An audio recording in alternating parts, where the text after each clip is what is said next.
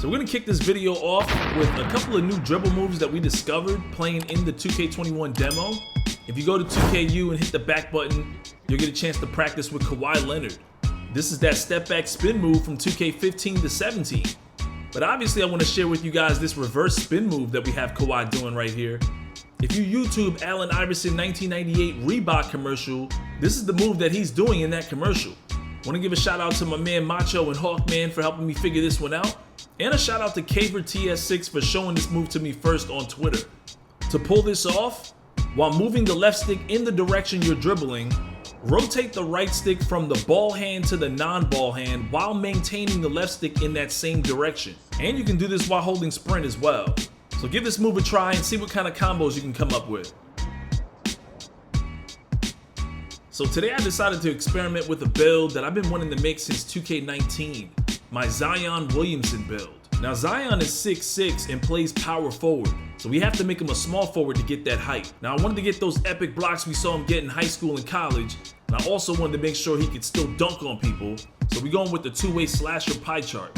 Now the only time I use strength is in the post, but I want my Zion to be quick on the pick and roll and the first guy down on fast breaks, so we're going with the speed pie chart. And I'll just recover his strength with his weight and his body shape. Now since he's gonna have Hall of Fame finishing and Hall of Fame defense, I still wanna make sure he has at least 9 playmaking and 9 shooting. 3 gold shooting and 3 gold playmaking badges can go a long way. And when it's all said and done, he's got 52 badges, 4 Hall of Fame finishing, and 4 Hall of Fame on defense with 2 silver. This is just the way I like my badges, nice and balanced. Now when it comes to his body shape, obviously we're going with Burley. He's 6'6", 280, but we're gonna max his weight at 265. Now by doing this, we're gonna lose some speed, but we're gonna gain at least 10 in strength. And we'll make up for that speed loss with takeover.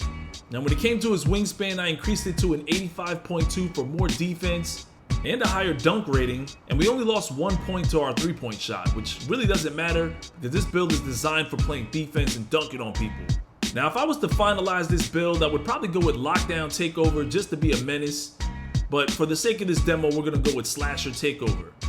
And as you can see, we came up with a Kawhi Leonard, Jimmy Butler, two-way finisher, Zion Williamson build.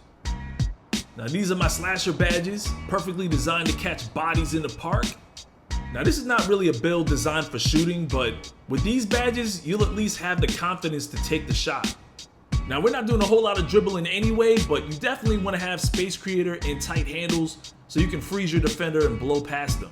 And on defense, we want to clamp people up, chase you down, pick your pockets, and overall intimidate you.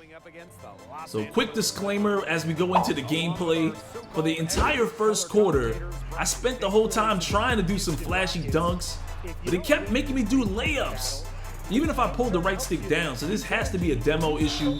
I had the same issue, same problem in 2K20 recently when I was testing out some builds before the 2K21 demo dropped. So I'm starting to think that the demo is its own entity, like its own build. There's just too many of the same problems that came from 2K20 existing in this demo. The inability to break ankles consistently or go for dunks consistently, these are all problems that were in the 2K20 demo. My man is out here dying in the first quarter with that Gatorade symbol, and that's any build. It has nothing to do with the weight of this particular archetype. But as you can see, this build is a lot of fun. You can definitely catch all kinds of crazy lobs with him. If you take this build to the rec center, you're just gonna frustrate defenses. You can obviously lock people up on the perimeter, but you're no slouch. You can even play in the paint against some of the bigger guys. And while you're building takeover, your speed will be in the 90s, so you'll always be one of the first guys down on the fast break to catch lobs. And don't ever feel bad about not being a reliable shooter either. Just run with a team that has a lot of shooters. If you're running with a specific rec team or a specific team pro-am team, make sure you're the guy that's setting screens and rolling to the rim. And just look how fast he gets to the rim after setting that screen. For a player this size and the width of this player, the strength that he has, you're definitely going to be a problem on the perimeter setting screens. You'll definitely be frustrating the guy that's guarding your point guard. And that's really all you have to do. This is a great off-ball build. Just set screens, roll to the rim, lock up on defense. Matter of fact, my buddy Brutal Sim, I ran with him last year. His legendary two-way finisher was nearly unstoppable, especially with those extra badges, because eventually he was able to just start shooting threes as well.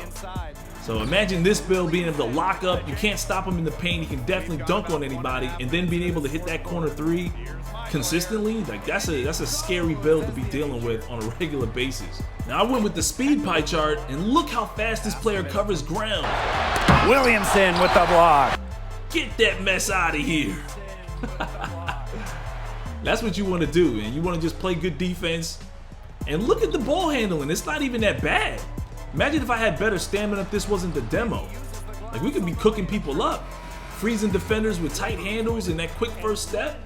So if you're looking for one of those awkward builds that creates these unfair matchups, this might be one of the builds for you. It's your boy Shake. Let me know what you guys thought in the comment section. As always, subscribe, and I'll see you in the next one. When I think about a 6'8" point guard, two players really come to mind: Magic Johnson and LeBron James. And we all know LeBron James is a small forward, but he plays like a point forward. He's been a point forward his whole career. So we're going to attempt to make high school LeBron James 6'8", 240, entering into the draft.